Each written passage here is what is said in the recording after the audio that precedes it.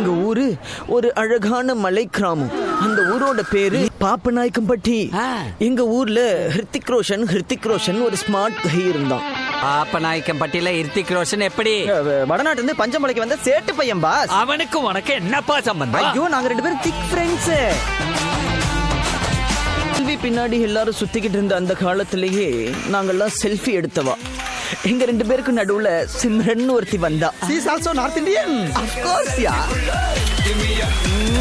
இந்த ஹிருத்திக் ரோஷன் அப்படி இல்ல, சூப்பரா பாடுவான், செம்மையா ஆடுவான். அந்த ஆட்டத்தையும் பாட்டத்தையும் காட்டி சிம்ரன் ஓகே பண்ணிட்டான்.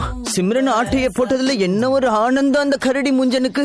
தகதகனிய முன்னால குதிச்சு ஓடி வந்து இந்த மாதிரி ஒன்னால பண்ண முடியுமாடா அப்படின்னு கேட்டான். நீ என்ன செஞ்ச? கலங்கி போன நான் கபாலமலையில இருந்து கவுந்தர்லான்னு அந்த சூசைட் பாயிண்டோட வெளியில போய் அப்படியே நின்னா. குழந்தாய், ஆண் குழந்தாய், மேல மேல. சங்கேஜி சுவாமிகள் சாந்த சொரூபியா ஏர்ல மிதந்துகிட்டு இருந்தாரு. என்ன பார்க்கிறாய்? உன்னால் நடக்க முடியாதா? பேச முடியாதா? நீ பேசினால் 10 பேர் தெரித்து ஓடுவார்கள். நீ நாட்டியம் ஆடினால் 40 பேத்துக்கு நாக்கு தொங்க போற அளவுக்கு தாங்கட தகதமி வித்தை அத்தனையும் அருளாசையாக நான் உனக்கு தருகிறேன்.